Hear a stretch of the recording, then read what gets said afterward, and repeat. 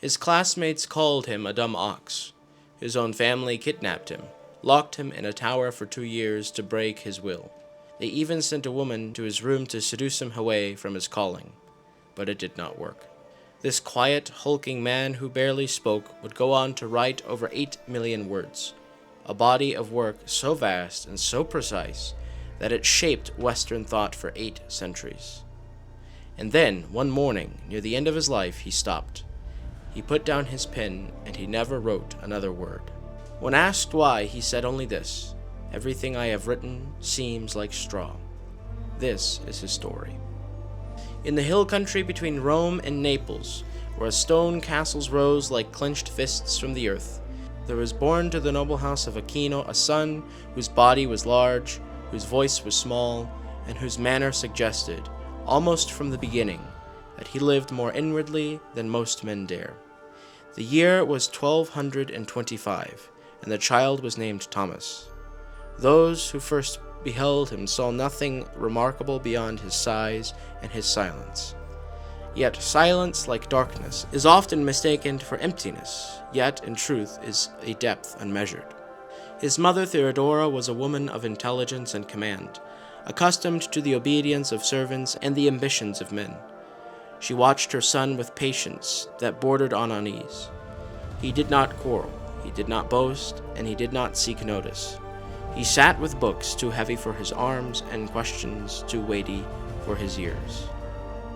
"Mother, what is God?"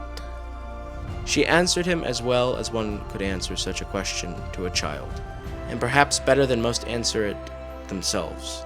Yet she knew, as all mothers do, when a question will not be satisfied by words. At Monte Cassino, the ancient stronghold of learning and prayer, Thomas was expected to grow in authority as naturally as ivy climbs walls. The Benedictines received him kindly. He learned quickly.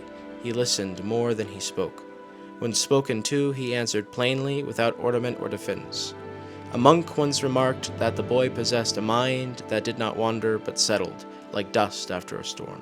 "Brother Thomas, why do you not argue as the others do?" "Because the truth does not require noise."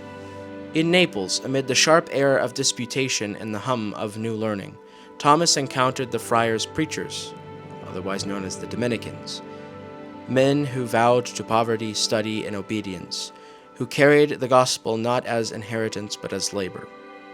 What he saw in them was not freedom, as others might have named it, but order, an order in which the mind could kneel without being broken.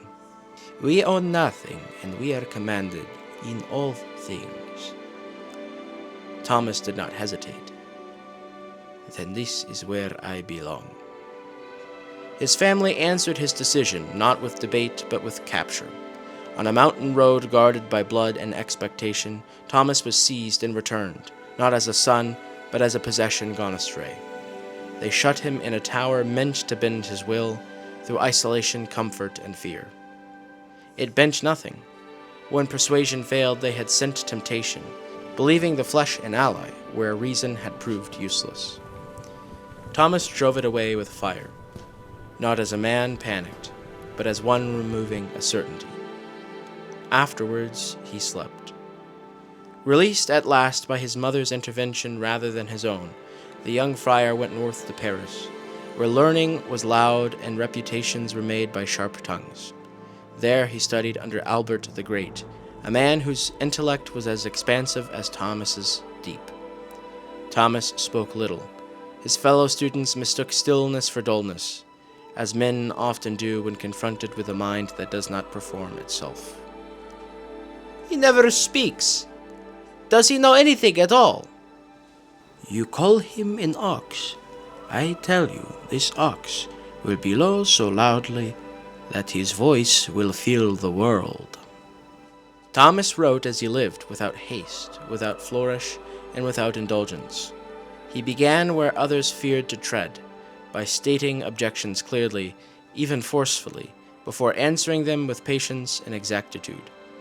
He did not write to win arguments, he wrote to order them. Princes sought his counsel, popes entrusted him with doctrine.